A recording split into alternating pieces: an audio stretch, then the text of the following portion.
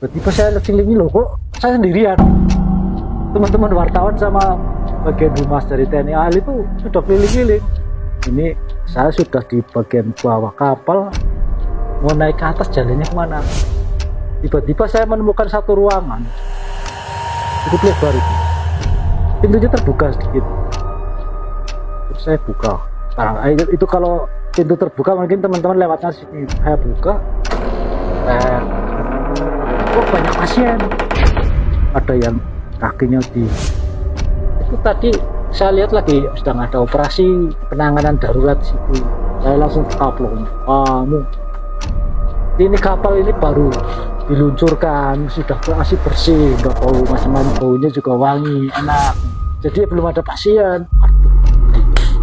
Berarti tadi yang saya lihat itu apa? Assalamualaikum warahmatullahi wabarakatuh. Salam Rahayu. Apa kabar sedulur Gromet? Kembali lagi bersama saya Robi Panca, host Gromet Gromyah Medeni. Seperti biasa sedulur Gromet, akan ada seorang narasumber yang akan berbagi kisah medeninya di sini. Namun sebelum narasumber kita berbagi kisah medeninya di sini, saya tidak lupa untuk mengucapkan terima kasih pada seluruh Gromet yang sudah menyaksikan video-video kita. Tidak lupa pula, saya ingin mengingatkan, kalau kita bercerita, mendengar, atau membaca kisah-kisah medeni, mereka akan tertarik dan ikut mendekat bersama kita. Episode kali ini, seorang narasumber kita adalah seorang wartawan senior yang sudah malang melintang di seluruh Indonesia, dari mulai Aceh sampai Papua. Langsung saja kita sapa narasumber kita kali ini, Bapak Rio. Selamat malam Pak Rio, apa kabar Pak?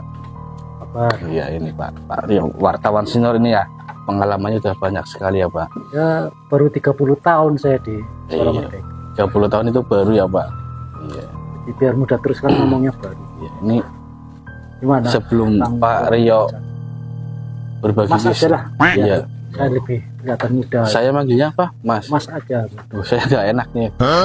Pak aja lah. Biar lebih muda. Ya wis, gitu ya. Mas Rio, ini sudah kemana saja ini selama ditugaskan menjadi seorang jurnalis? Banyak Mas, intinya. Tapi dari sekian banyak itu tentu ada hal-hal yang menarik ya. Kalau dihitung kan masa selama 30 tahun dihitung tuh ya harus ada catatan sendiri ya. Tapi dari sekian banyak kan tentu ada yang diingat yang lebih menarik, dari yang menakutkan, dari sisi kita itu takut ya, takut ditodong senjata atau mau di medan seperti itu. Tapi kebingungan juga ada, ya takut yang berbau mistis juga ada itu loh. Seperti itu Bang Robi Panca. Kalau yang saat ini mau diceritakan ini yang di mana ini Mas Rio? Ya ini dunia mistis tapi kisah nyata. Iya, dunia mistis. Jadi kisah nyata yang saya alami waktu meliput launching ya, peluncuran pengoperasian sebuah kapal perang. Oke, ditahan dulu Mas Rio, kapal perang ini menarik sekali ini. Sedulur Gromet, sebelum Mas Rio melanjutkan kisah medeninya, jangan lupa untuk like, comment, share, dan subscribe channel ini. Oke, Mas Rio sudah siap melanjutkan kisahnya? Oke, Monggo Mas Rio, silahkan dilanjutkan.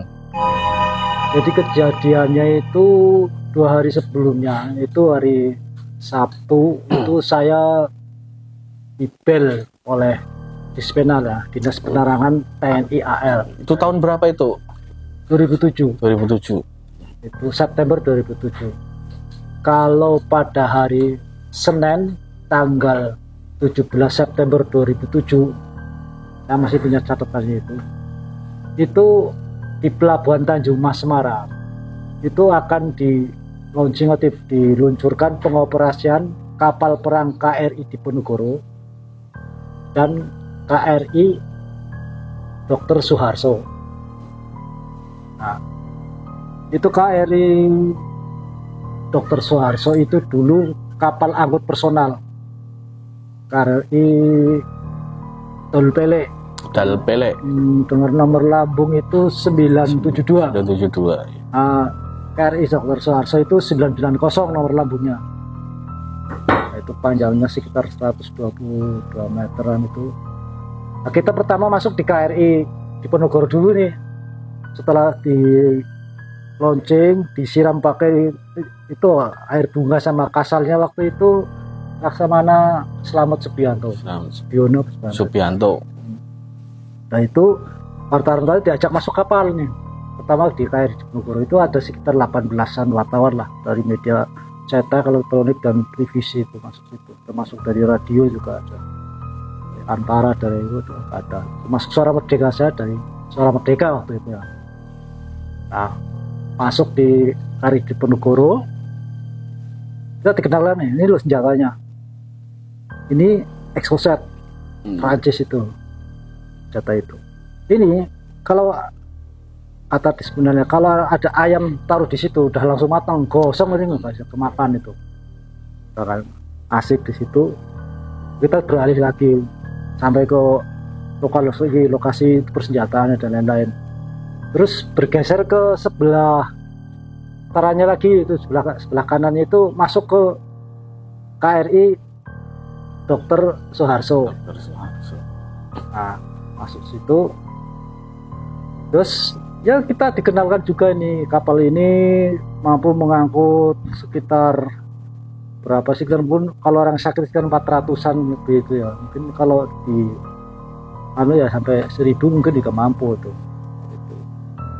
Nah, dijelaskan juga di situ itu dulu kapal ini adalah kapal yang bekas kapal angkut untuk personal itu, kapal angkut personal itu. Jadi namanya itu kapal Tanjung Dolpele dengan nomor lambung 972. Terus dirubah menjadi kapal rumah sakit Dr. Soeharto. Jadi di Indonesia itu ada dua. KRI Dr. Soeharto itu sekarang sandarnya di Tanjung Mas. Sementara KRI Semarang sandarnya di Surabaya, Tanjung Priok. Harusnya kan dibalik ya, tapi itu kan urusan dari TNI lah. Surabaya Tanjung Perak. Tanjung Perak ya? Oh, belum ganti ya berarti ya? Masih Tanjung Perak. Setelah itu dikenalkan ini loh, ini ruang bagian operasi cepat, ini penanganan darurat dan lain-lain. Terus ke bagian-bagian itu ini ada tenaga medisnya yang sini. Kita kan asik kan mencatat tuh.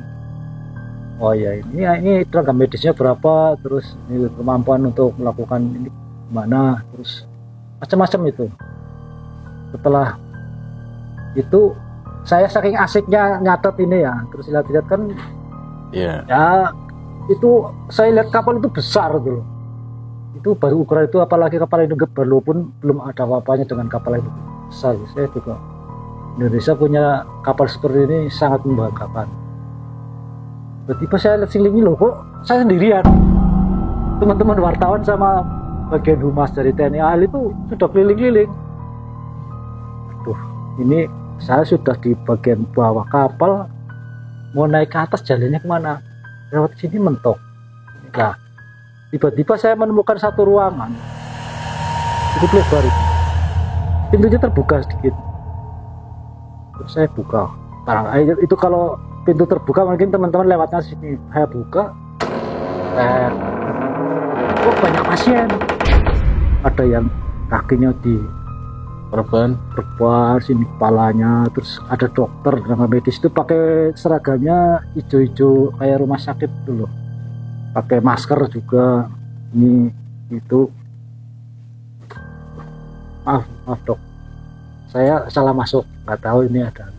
Saya waktu itu wajar-wajar, tapi di situ saya lihat ya orang-orang itu pada lagi dirawat luka-luka dengan ya mungkin ada yang meninggal, mungkin yang banyak sekali. Memang terlihat jelas itu mungkin sekitar 20-an lebih itu, sekitar itu banyak sekali. Tidak ada yang aneh.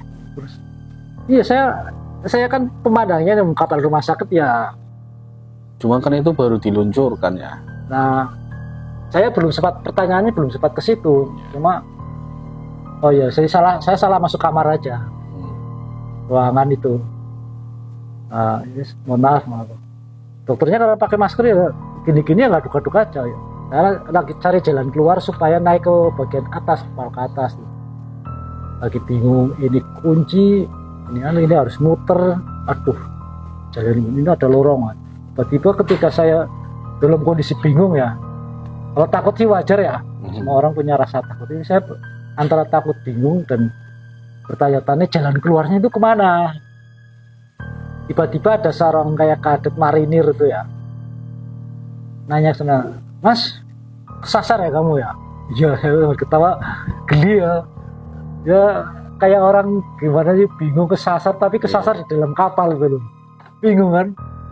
Nah, saya jawab aja iya sambil sedikit ketawa, nahan geli gitu, geli takut atau bingung gitu, rasanya campur aduk. Oh iya, teman-teman kemana ya? Oh ya, kamu lurus aja ke sana, terus nanti belok kiri, naik tangga mas, nanti udah langsung ke atas. Wah sini kan ternyata kapal itu jalannya ini, tapi pas di situ saya jalan lurus ke sana. Alhamdulillah, ini salah. Jadi ke kiri terus naik. Oh iya ke kiri ini, mungkin mentok ya, terus baru ke kiri naik ke atas. Nggak usah naik ke atas terus ke sana, itu masih panjang lagi kapal panjangnya berapa sih? Begitu sampai di atas itu ya kapal, saya ketemukan beberapa teman-teman wartawan. Saya ditinggal. Loh, kamu di mana tadi? Loh, saya lagi nyatet ini sambil motret tuh. Tinggal.